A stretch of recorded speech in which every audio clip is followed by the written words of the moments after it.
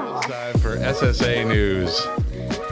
We're going to share a weird news story with you and build a blue dilemma card for a future Sunday School Answers pack. All right.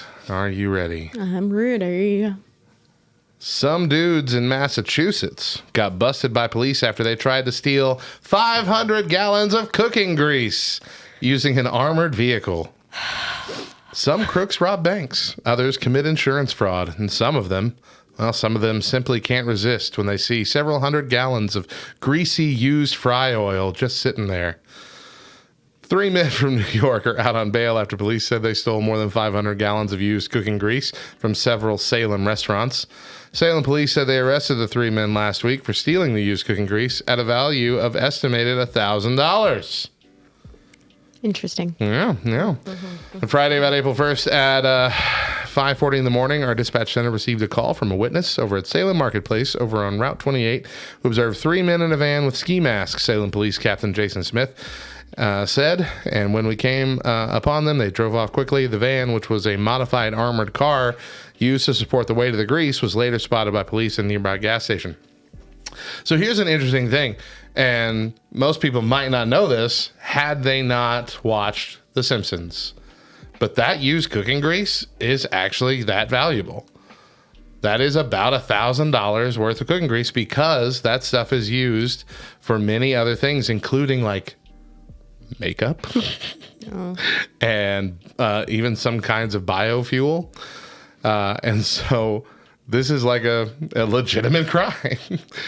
But it's got to be pretty easy to do if you have the right setup. It doesn't take much thinking because every restaurant has a big grease like dumpster in the back next to the actual dumpster where they pour all that grease in, and a truck will come by once or twice a week and suck it all out. You just need like a shop vac or whatever and get it all sucked up in there. I remember. Listen, I have like 4 jars of bacon grease in my pantry. Go sell it. I don't know if we have a thing right here. now. Because that's the thing. Like, what do you do with the grease? You cannot put it down your garbage disposal. You're supposed to put it in jars and throw it away. Well, but I feel bad throwing the jars away. I don't want to throw my glass jars away. Sorry for you. I know. So I just store old bacon grease and Forever. bacon grease, not baking grease. Bacon. You can use, I think some people use tin cans, old tin cans. Fill those up and throw them away. You don't need those. Back when coffee used to come in cans all the time. Yeah. You can't do that now with the plastic ones. Yeah, no. You're right through it. Mm-hmm. But anyway, yeah, the Simpsons episode was exactly that. As Homer Simpson had found out that stuff was valuable. And so him and Bart would just take the family station wagon and pump the back end of the station wagon full of grease from the school's cafeteria that they would get, like, crawl through the vents to get to and mess up the car and then go sell it. Well, so as with most things in life, Simpsons did it first. I was about to say. So that brings us to our blue dilemma card. The dilemma card we'll be adding to our future expansion deck of Sunday School Answers is, did you know that leftover cooking grease is resold to make blank? This has been SSA News, sponsored by BackrowGames.com. And now it's time for SSA News. We're going to share a weird news story with you and build a white answer card for a future Sunday School Answers pack. All right, so if you have ever gone to pull up a movie on Netflix where there's a dog centered in the story, the first question you might ask is this dog going to die at some point in this movie? Because a lot of you don't want to see the dog die. Yeah. But you won't know until you watch the movie. Until now. Because there is now a website called, where's it at? Does the Dog Die? That's a simple question. DoesTheDogDie.com, which is a crowdsourced website for all your movie-based triggering needs. You can go on there, type in the movie you're about to see, and see if the dog will die. In fact, it'll list all the animals in the movie and tell you if any of them die. I pulled up a couple different movies to test this out, that I knew if the dog died or not, and it was 100% accurate. And I think this is a good service. Yeah. Yeah. Depends on, Mo loves seeing dogs die, so she doesn't mind. She's just ready. Whatever it is, that dog goes out, stays in, she couldn't care less. Because she knows it's a movie. It's fake. But those of us who have a harder time shutting down our emotions might want to know. I'm Stone Cold Steve Mostyn.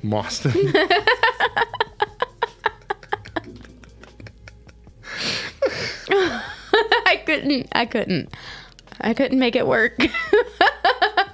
Stone Cold Steve Boston Terrier Killer. It's sad because I've got 2 of them, and there are some days where I really would. Let's check and see if you're going to live on this website. Does the dog die? Boot you straight to the backyard. Yeah, they got a new personalized section on the website where you can flip a coin for your own dog. Does the dog die in real life? Flip a coin and find out. Yeah. All right. You live today, Craig. That's just what we play the wheel of enormous proportions for. We ask the wheel those questions. So this article is actually a story about how this family really wished that they knew this thing existed before family movie night, where they were looking for a good movie where they could just have a happy, good time, and they picked 8 Below. Story about a pack of sled dogs who find themselves forced to survive on their own in Antarctica for 6 months, and trying to talk their son into it. The son immediately asked, "Do the dogs die?" And the dad said, "Probably not." And the wife chimed in with a firm no. Of course not. And 2 of them do. 2 of them die. And the son doesn't trust them anymore. So, yeah. I get it. I totally get it. I get it. Totally get it. Yep. My kids were interested in watching Bambi the other day. I'm like, no, you don't want to watch that movie. I promise you, you'll learn in 10 minutes that you don't want to watch that movie. But anywho, that brings us to today's white answer card. The answer card we'll be adding to our future expansion deck of Sunday School Answers is weeping uncontrollably at the end of Marley and Me. Weeping uncontrollably. This has been SSA News, sponsored by BackRowGames.com. You shut your pie hole. And now it's time for SSA News. We're going to share a weird news story with you and build a white answer card for a future Sunday School Answers pack. All right, so today is actually kind of like an update because we shared this story originally as this was beginning. There was a lawsuit, you might recall, going forward, claiming that Pop-Tarts misleads people into thinking that they've got just a full-on filling of healthy strawberries in that thin layer on the frosted, cake dessert that you're eating for breakfast. Uh-huh. When in reality, there is other fruits in there as well, typically apples or pears, because those are mixed with all fruits. Same thing in most juices as well, because they tend to help amplify the flavor of the actual fruit that you're trying to showcase. The same thing happens in cheese with provolone. Provolone is often added to a lot of different cheeses because it tends to amplify the flavor. So that's what they do. It's not really not really like a money saving thing. It's not like they're trying to stretch it out. Like, that's just how this stuff is done. And so the lawsuit has come to an end.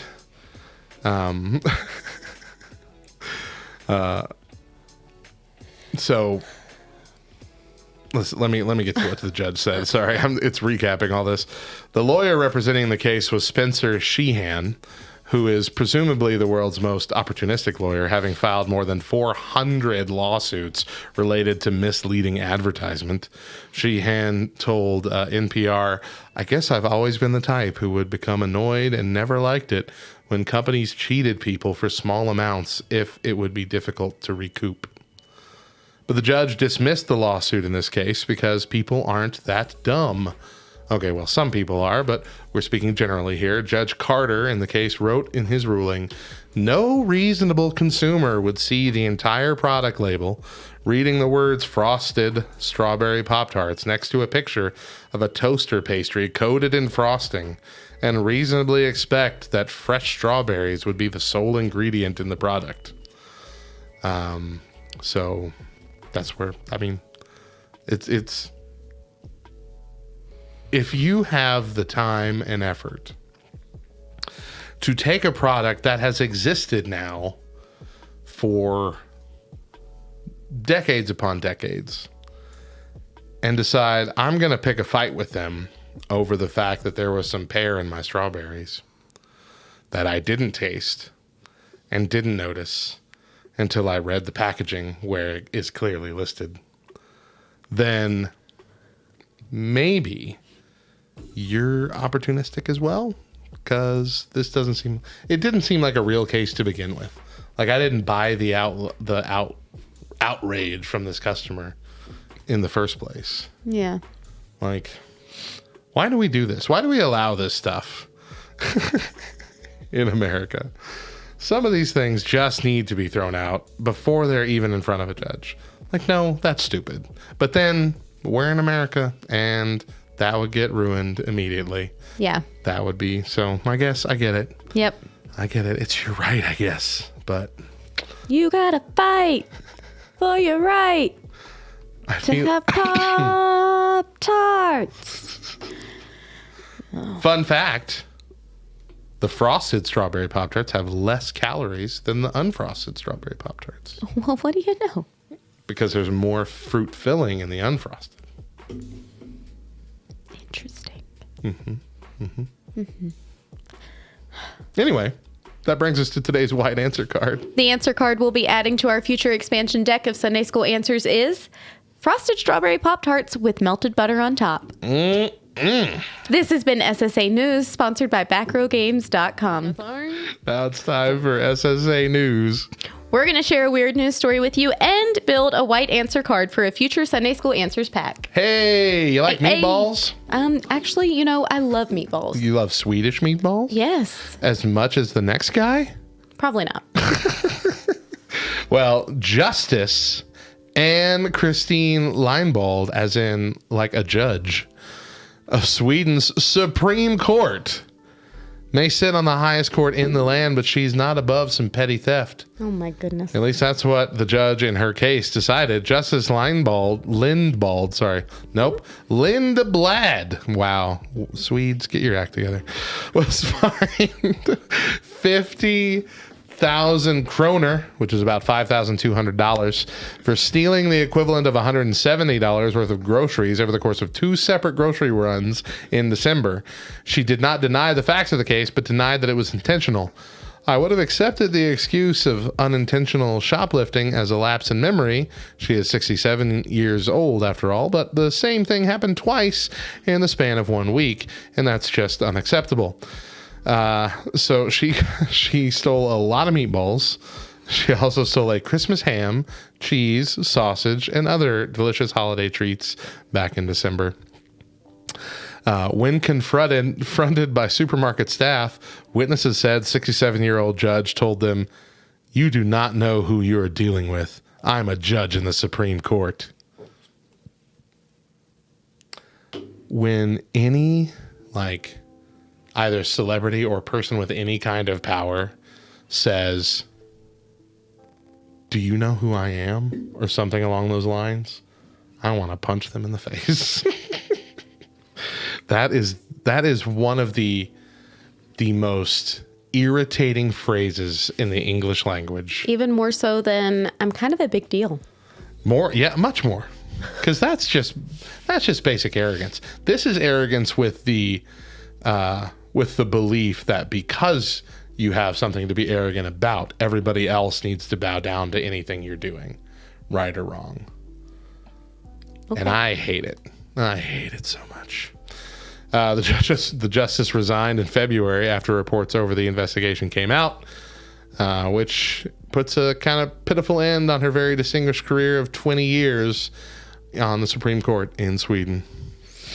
So that brings us to today's White Answer card. The answer card we'll be adding to our future expansion deck of Sunday School Answers.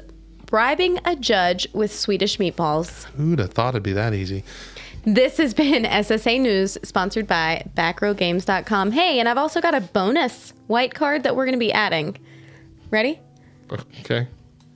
Offending an entire country with 5 words. What were those 5 words? Swedes, get your act together.